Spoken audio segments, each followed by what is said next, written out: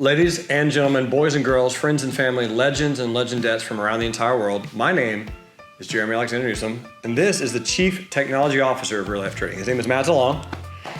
He is an immaculate unicorn of knowledge.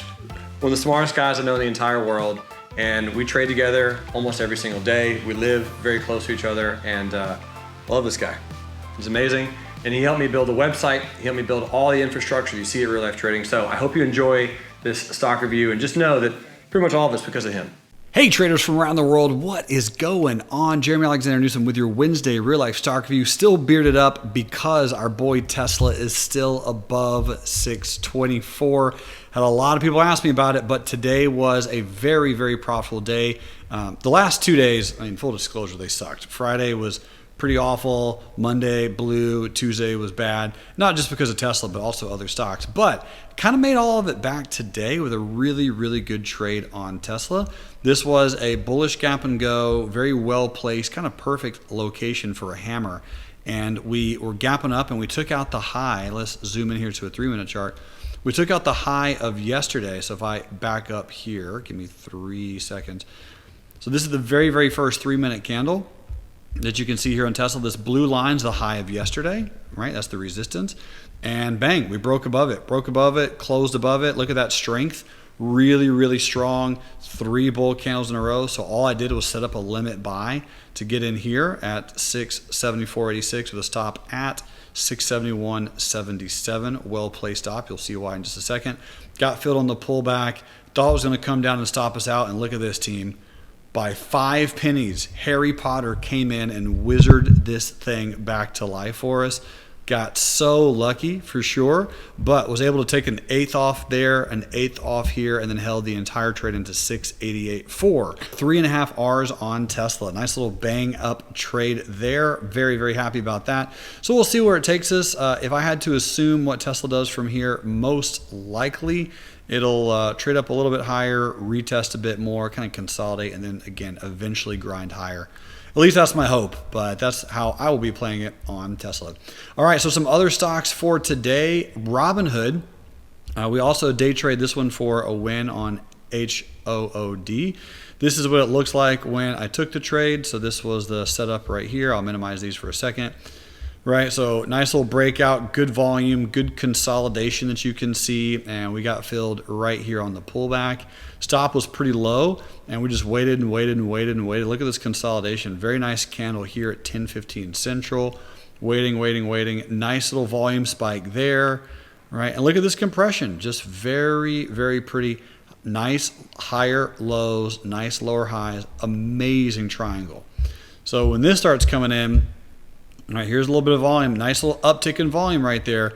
You would have to assume we take out this high with this kind of volume, we're going to explode, and boom, Robinhood. There we go. Kevin Costner for the win. Nice retest there. Old resistance, new support, and then just gangbusters.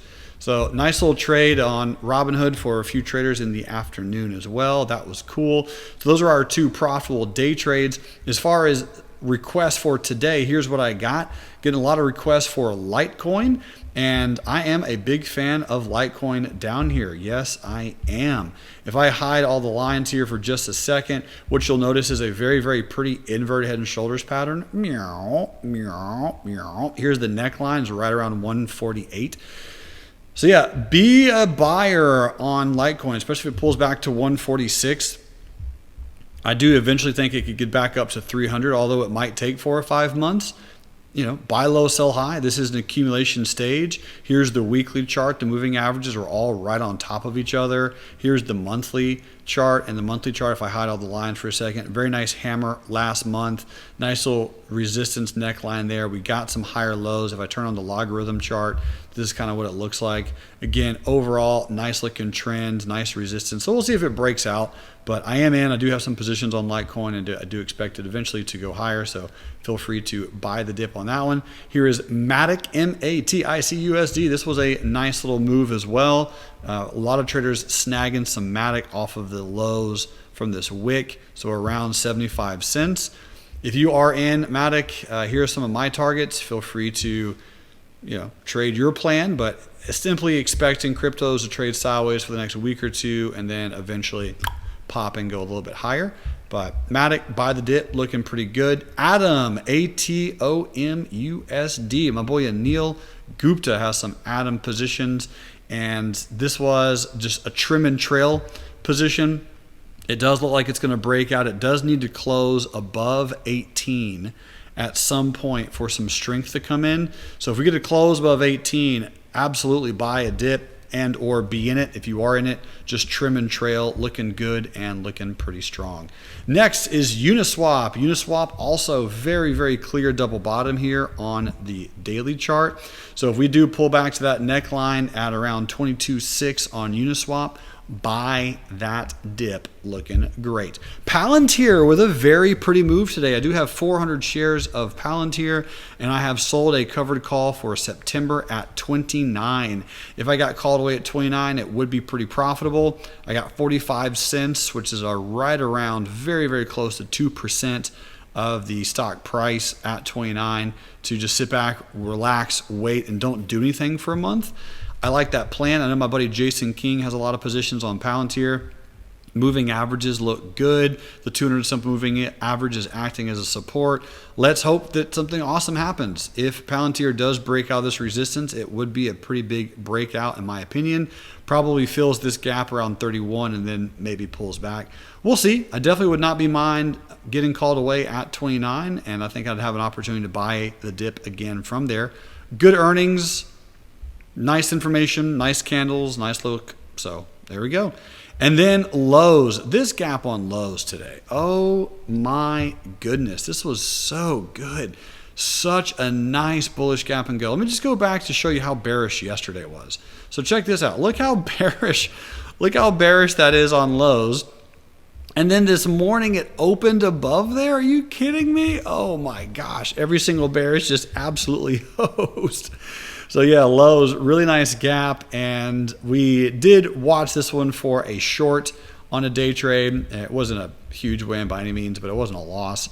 Actually still in this one, and I'll be able to lower the stop to here. We got 6 minutes on my exit right before market close for a tiny, tiny, tiny little win.